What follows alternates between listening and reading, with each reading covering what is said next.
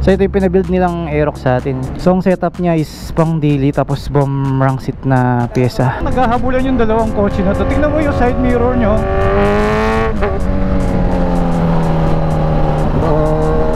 Mga foreigner pala. Grabe magpatakbo. Matindi, tingnan mo.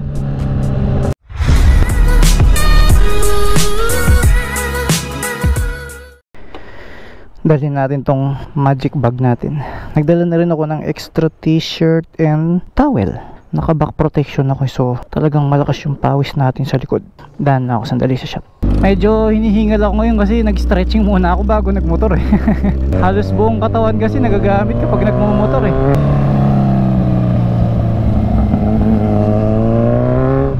Malamig pa yung gulong ko, dumudulas kapag bumabangking eh.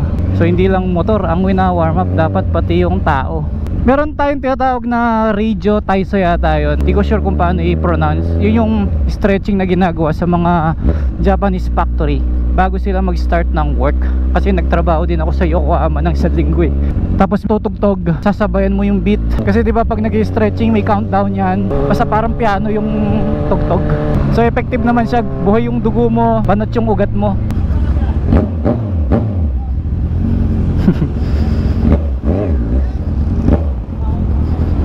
Mga tropa natin, mga tricycle drivers din.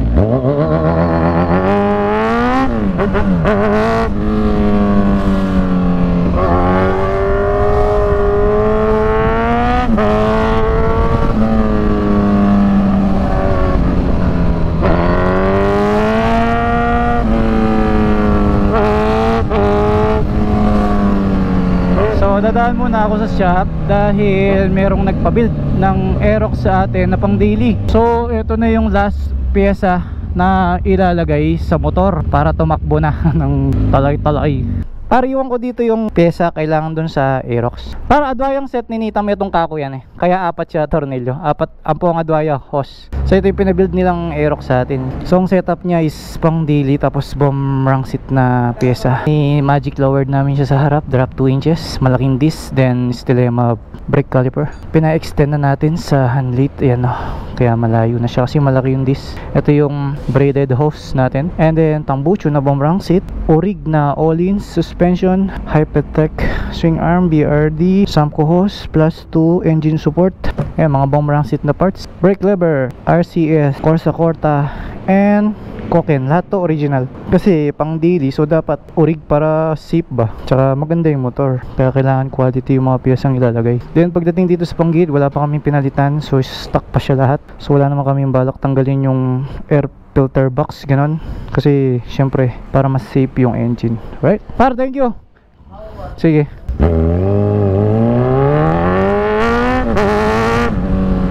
So yun yung shop ko, na dating helmet shop. Ginawa ko lang motorcycle service area. Eh sakto, nagmo-motor show tayo, nagsiset up tayo ng motor. Pasok sa libangan natin yung negosyong pinasok natin. Pagdating naman sa helmet, meron naman tayo branch sa Bulacan. Buy one take one din yung helmet dun. So kung anong offer ko dito dati, mas sigit pa dun. Mas maganda yung offer nila.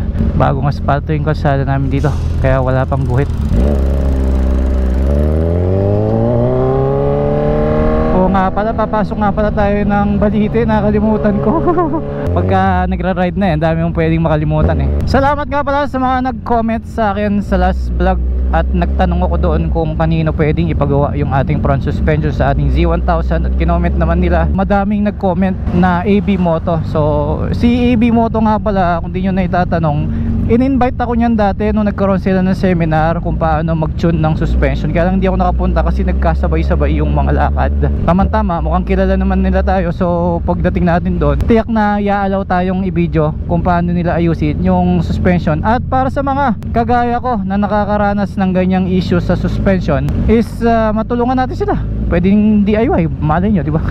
Ngayong araw nga pala, pupunta tayo sa Parak Clothing Tambo branch sa may Paranaque para kumuha ng bagong damit. Siguro ang dami na ring nakabalita sa issue na kinasangkutan ni Boss Parak about doon sa sweldo ng empleyado, kasi umikot ang topic dyan sa sinabi ni Kuya Renan na isang sikat na TikToker na dapat bayaran ang empleyado kapag nag-overtime siya, which is totoo naman. Pero pagdating kay Boss Parak, ang sinabi naman niya is may sinabi siyang ungrateful ang isang empleyado kapag nagreklamo kapag hindi siya binigyan ng anong tawag doon, overtime pay.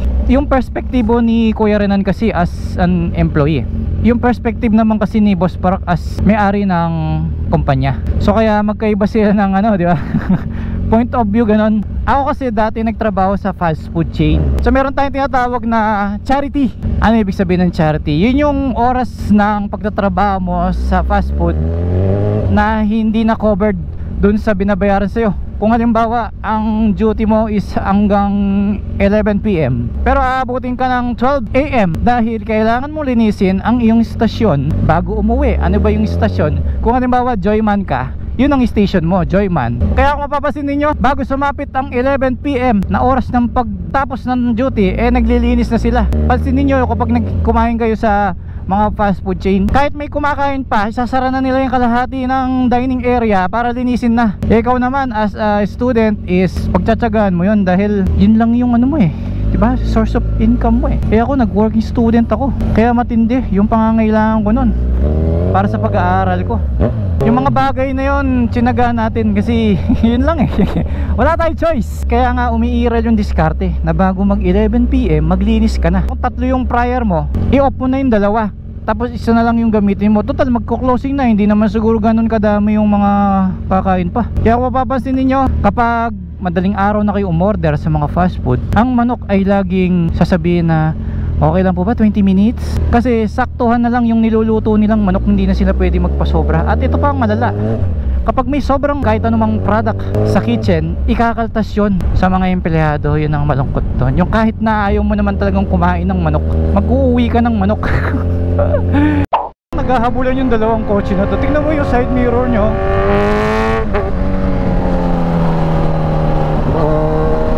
Mga foreigner pala. Grabe magpatakbo. Matindi, tingnan mo. Pero nagsisignal light naman siya. Baka may emergency lang siguro sila, no? Umulan. Pero doon maliwanag naman hindi na ako huminto, tuloy-tuloy na lang gaya ng dati. Pero ang lakas grabe binuhos lahat Ang daming nakikipagsiksikan dito. Kala nila puro cash lane dito. Try nyo dito pumasok, meron ding ETC dyan, 3 slot. Tingnan nyo, walang pila. Doon meron diba? Buti talaga waterproof yung cellphone ko no? Diba, layo pa, 19 kilometers.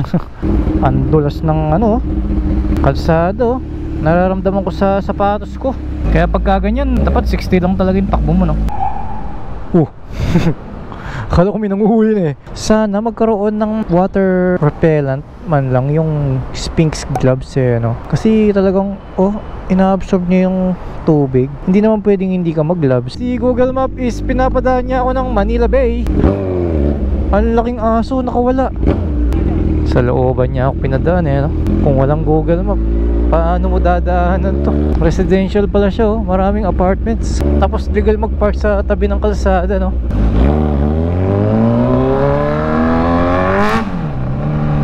Nag-iba bigla yung tunog dahil nabasa yung tambucho. Oo nga pala, makakwento ko lang sa inyo. Diba nabanggit ko sa inyo mag-show kami sa Isabela. Sa mga hindi nakapanood ng video natin, successful naman yung pagsali natin ng motor show sa Isabela, bandang Etiague. At hindi lang yun, nag-overall champion po si Raider. Yes! 7 yata yung nakuha niyang trophy. 2 major award, overall street bike champion and overall Thai champion. Sobrang lupit, ang ganda nung trophy.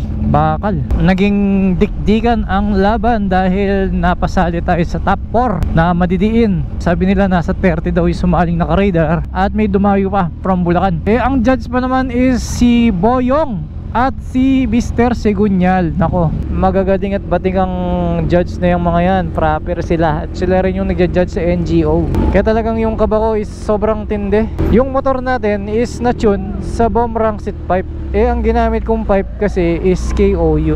Nung time na yun kasi, walang bracket yung titanium pipe natin. So, hindi magandang tignan yung bracket niya. Kung baga, pansamantala lang yung nilagay namin eh. Unlike sa KOU, sobrang linis ng gawa ng bracket. Kaya yun ang ginamit ko. Para walang mabutasan ba. Hirap kasi kung lahat kayo proper na eh. Maghanap na ng butas yung judge eh.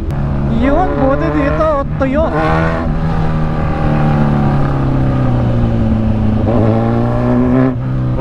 Sige, kasya yan. Kasya.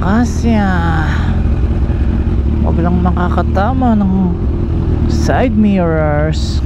Oh, pedestrian.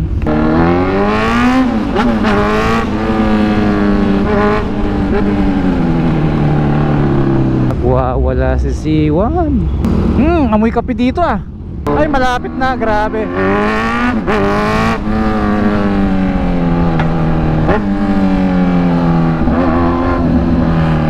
Marami din palang shop dito eh. Ako yung mga ganun, yung mga nagtitinda sa daan. May side mirrors pa, mga accessories ng motor ah. Kaso mas mabenta yung mga balaklava, gloves, ganun, long sleeve. Lalo na pag mura. Gusto kong humanap ng supplier na ganun, yung kaya mong ibenta yung long sleeve ng 300, ganun. Kasi kapag nagpagawa ka sa, halimbawa kay Parak, puhunan sa long sleeves is 800. Tapos ang bentahan is, di ba common, 1.3. Para tubo mo is 500. Pero yung 1.3 kasi ang laking halaga na nun, di ba? Kung ako ay sa Jollibee pa rin nagtatrabaho ngayon, hindi ako bibili ng 1.3 long sleeve ah. Bibilin ko yung mga titik 300 lang. Pero baka mag-jacket na nga ako eh, bago long sleeve, di ba? Jacket pwede mong suot ulit-ulitin, patong mo lang sa t-shirt. Eh long sleeve, hindi pwede, di ba? Sana ba yung Parak? Wala akong makitang Parak. Ayun yung Parak. Ang lalim naman ng kanal ah.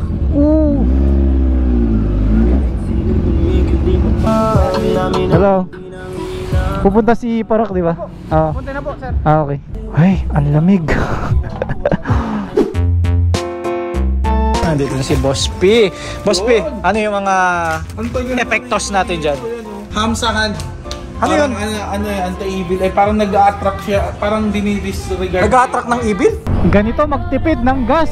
1 bar na lang yung fuel ko. Grabe, yari ako nito. Solid, diba?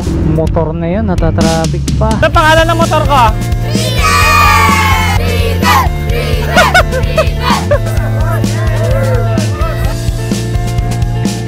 Ay, sa wakas. Yung mga ano na, paras natin. Salamat! Best Inside Detail Champion Non-Pro, Overall Street Bike Champion Non-Pro, and other awards.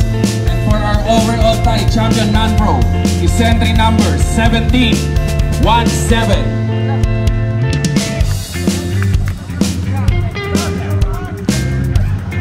Congrats, leader! Thank you!